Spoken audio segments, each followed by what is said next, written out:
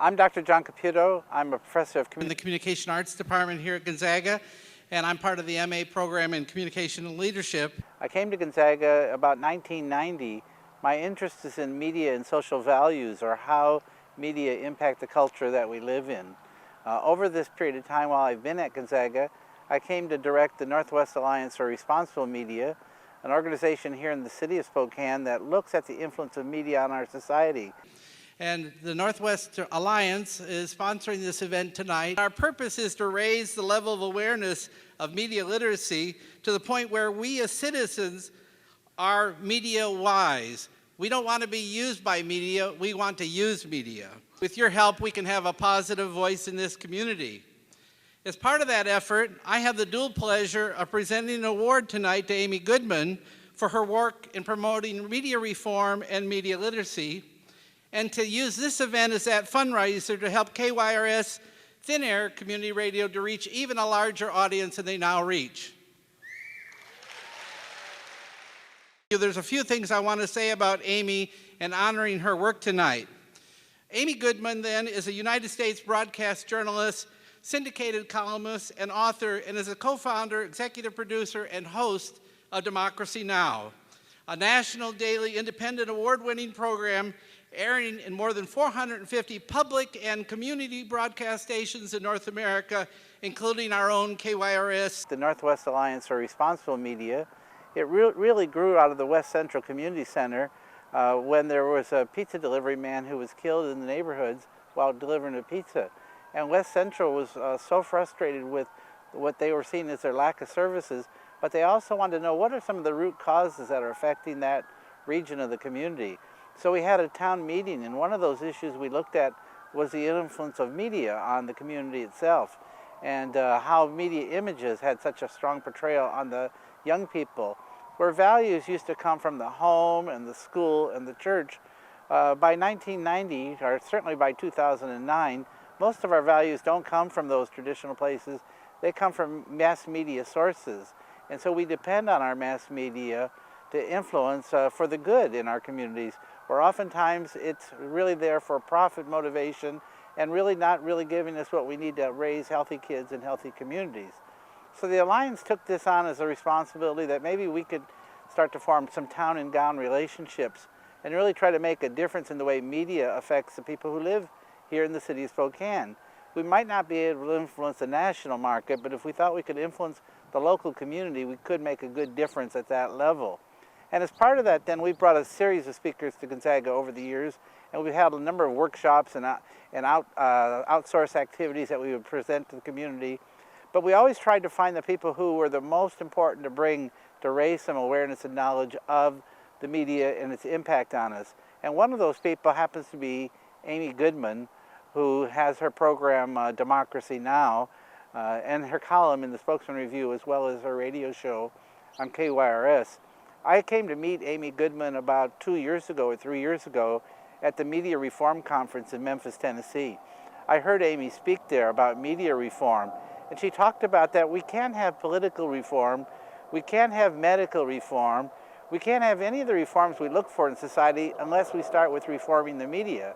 And she's one of those people who looked at the issues of control and power and domination and the lack of information when it all flows out of 2 or 3 main sources who control all access and all information, and at the same time refused to ask the hard questions of those people who were trying to get the full story to understand our democratic choices within our society.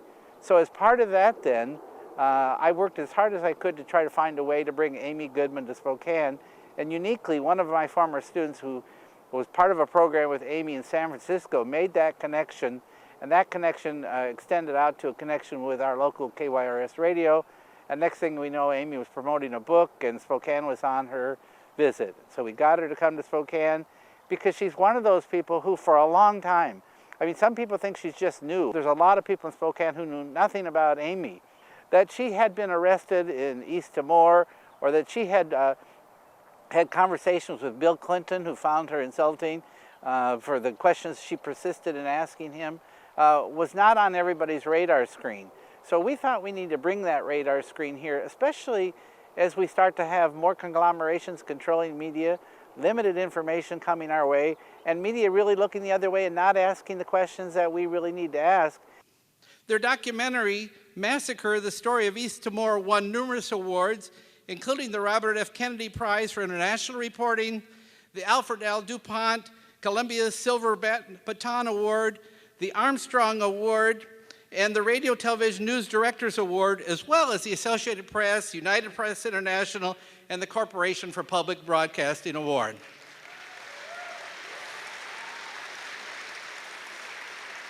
It's clear Amy Goodman is a journalist who makes a difference. In 1996, Goodman helped launch Pacific Radio's Democracy Now! Its aim was to provide perspectives rarely heard in the United States corporate-sponsored media. In March of 2004, Amy obtained the international broadcast exclusive of the return of Haitian President Jean-Bertrand Aristide from his imposed exile in Central African Republic to Jamaica, accompanying Aristide with the delegation that retrieved them. Her coverage of the Haitian story scored more than 3.5 million hits on Democracy Now!'s website, ultimately forcing the story into mainstream press, in which Amy describes as trickle-up journalism. In addition to writing her syndicated editorial column, Goodman is co-author with her brother David Goodman of the book Static Government, Liars, Media Cheerleaders, and the People Who Fight Back. The pair also co-wrote the national bestseller, The Exception to the Rulers, exposing oily politicians, war profiteers, and the media that love them. The book was chosen by independent broadcasters and independent bookstores as the #1 political title in the 2004 election season and ranked as one of the top 50 nonfiction books of 2004 by the Editors or Publishers Weekly. She is informed, committed, passionate, thorough, and very uncompromising.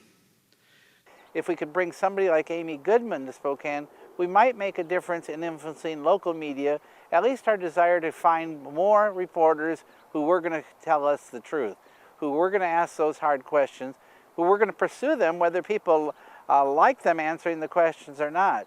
And so that was our goal, that's our ambition, and I think we fulfilled that the night we finally got Amy here. One of the main messages that Amy speaks about, and it's really kind of a principle of what we call media literacy, that is becoming aware of the media and its influence on us so we can use media and not let media use us. And so what Amy provides are different voices that we never hear from. And it's that lack of diversity in media that affects us the most. We think that because we have 500 television channels, because we have the internet, because we have other access to information, that there's more information available. The fact is, that's not the truth. The truth is that we have limited access because of ownership of media, and so we really lack diversity in media. And when I say lack diversity, the people whose stories we never hear, the people who have no voice in the media, the people who can't print a newspaper, who don't put out their blog, who have no access to radio stations, what Amy provides and what KYRS tries to provide is a diversity of opinions, a diversity of voices, getting to those questions that the community needs. So when I talked about West Central Community Center and the problems they were undergoing and how that was related to some media information, how would West Central be different? How would any portion of the city be different? Well, part of that difference is actually in we hear from more people. We hear more voices. We hear more stories. We can't resonate with stories if they're never told, if they have no access to get that story. And so what West Central was feeling like, they were closed off from the city of Spokane. There was money coming in to rebuild the shopping area in downtown Spokane, but that money was really supposed to be used for bettering the community, and those people couldn't even shop there. They couldn't even get the jobs that were going to be provided when the shopping opened up. And yet West Central is one of the poorest areas in the state of Washington.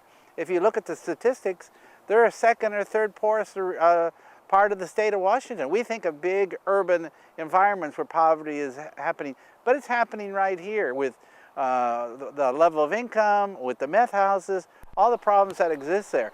But who's telling the stories of those people? There's nobody telling the stories of those people. Even when the city of Spokane at some point thought that under a previous mayor they were going to really tackle